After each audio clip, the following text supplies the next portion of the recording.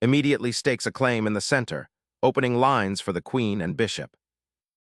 Developing the knight to its most natural square here immediately challenges white's central pawn and prepares for further rapid piece deployment. Asserting central dominion, white immediately contests the d5 square and prepares queenside expansion.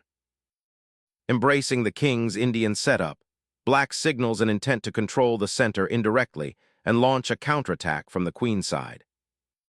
Developing the knight towards the center solidifies white's pawn structure and prepares for kingside castling. Developing the bishop to its long diagonal immediately pressures the center and prepares for castling. This central pawn push dramatically stakes a claim, seizing control of the d5 square and preparing to develop pieces actively.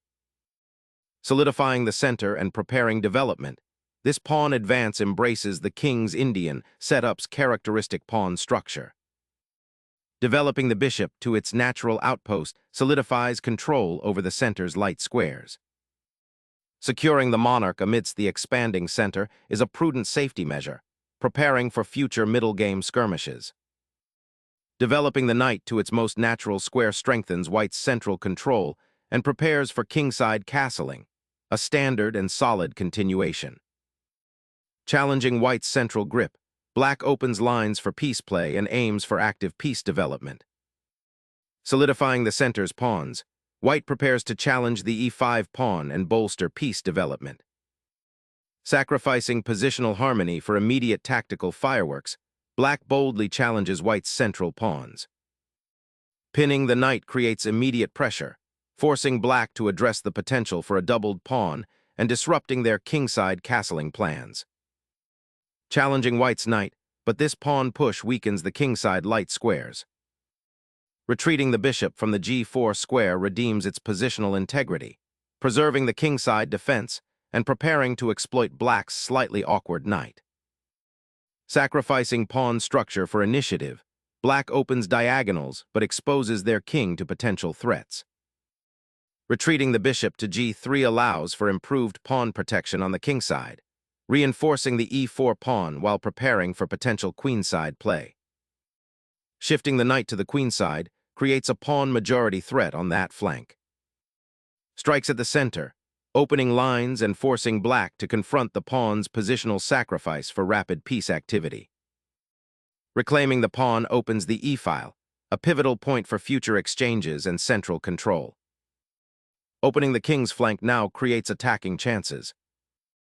Pushing the pawn forward aggressively exploits the knight's awkward position, but it also potentially weakens your kingside pawn structure significantly. Shifting the knight to the kingside creates a subtle threat of f4, potentially opening lines towards black's king. Unpinning the knight offers a queen trade that simplifies things considerably for black. Securing the open file while forcing black's king closer to the center, this rook repositioning signals an imminent strategic advantage in the upcoming middle-game skirmishes. Solidifying the queenside structure now that the central tension has eased. Repositioning the knight to f1 aims to free the g3 bishop and potentially support a kingside expansion or central pawn push. Suddenly, the knight on a6 aims to activate the queenside, a slow but potentially disruptive maneuver. Reclaiming the kingside initiative, this knight repositions to bolster pawn advances and pressure black's potentially exposed monarch. Securing the queen's flank and preparing for queenside expansion, a solid positional foundation. Unleashing a pawn storm, white bravely carves out space on the kingside, aiming to exploit any lingering weaknesses. Opening the d-file for pressure and preparing to redeploy pieces is a sensible goal. Unleashing the rook down the semi-open file aims to dislodge black's defenders and exploit the weakened kingside. The exchange simplifies things, offering black a more manageable central structure now that the queens are off the board. Liberating the bishop from its pawn screen, this capture now opens possibilities for a bolder kingside pawn advance, or perhaps a swift repositioning of pieces to attack. Securing the monarch on its new central outpost anticipates the opening of lines, preparing for potential pawn advances or rook activity on the d-file. Seizing the pawn on g4 opens up a vital diagonal, but be mindful of the exposed king. Reclaiming material, this knight maneuver disrupts white's kingside structure and opens a pathway for centralized pieces. Suddenly opening the kingside allows black's knight to join the attack, creating immediate threats. Capturing the pawn unlocks the c-file, but exposes your king somewhat as pieces begin to trade off. Instantly seizing the vacant queenside space, this pawn advance aims to restrict black's coordination and potentially create future weaknesses. Stabilizing the bishop and preparing to contest the central files is the aim here. Sacrificing the bishop opens a decisive diagonal towards black's exposed king. Black boldly sacrifices a pawn to disrupt white's pawn structure and activate the knight. Seizing material advantage transforms the battle into a clear endgame win for white. A daring check, aiming to disrupt white's coordinated pieces and potentially snag a pawn. Placing the king on the semi-open d-file allows it to coordinate with the rook and eye the isolated pawns. A desperate gamble for material, sacrificing queenside mobility for a potentially exposed knight. Unleashing the passed pawn demands immediate attention, creating significant attacking potential. Asserting a bold flank presence, this pawn advances to challenge white's central grip and open avenues for queen-rook activity. Unleashing a pawn storm on the kingside, aiming to crack open black's defenses. The bishop's sortie to b4 sharpens the focus on that central pawn and threatens to disrupt white's pawn structure. Pushing the f-pawn cracks open critical lines, directly threatening black's king's safety. Ignoring the hanging knight and accepting the pawn sacrifice creates a dangerous pawn majority on the kingside. Unleashing a forced king march, white ignites a decisive tactical sequence, aiming to disrupt black's coordination and exploit its exposed monarch. Sacrificing a bishop to unlock open files and attack the exposed king is a bold gambit, hoping for a swift mating net. Exploiting the exposed king, this capture opens crucial lines for an immediate assault, shattering black's defenses and forcing a swift resolution. The black king now ventures from safety, embracing a risky central position as pieces rearrange for the coming battle. Unleashing the rook on the 7th offers a potent squeeze against black's exposed king.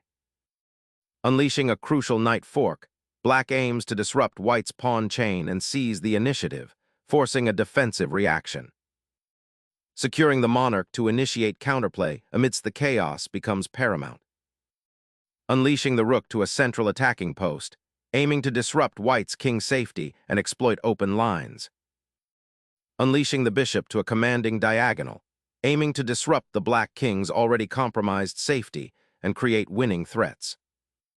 Consolidating forces behind the pawn chain offers some breathing room, but the exposed monarch remains a prime target for the advancing attackers. Unlocking the central dark squares, this knight probes for weakness in black's now exposed king's defenses. Reactivating the rook now might seem logical, but it surrenders the initiative to white's advancing pawns.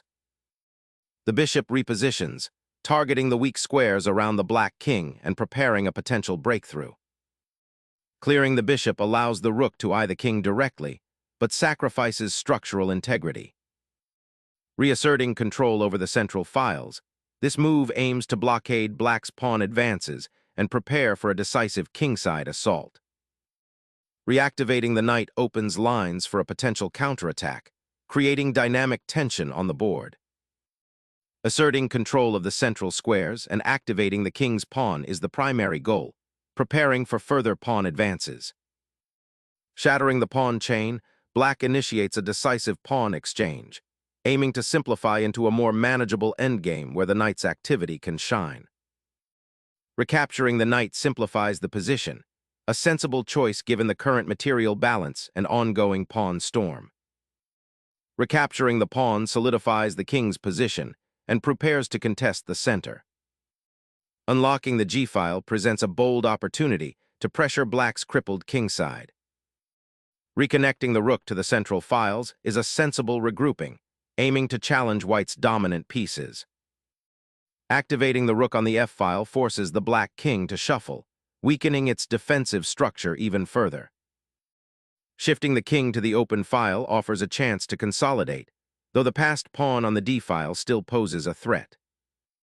This pawn push aims to create a passed pawn and open new avenues for the rook.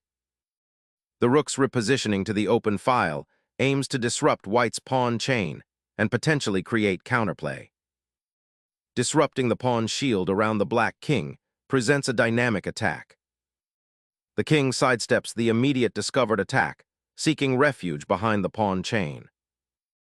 Pressing the rook to c5 disrupts black's coordinated defense and targets a key pawn.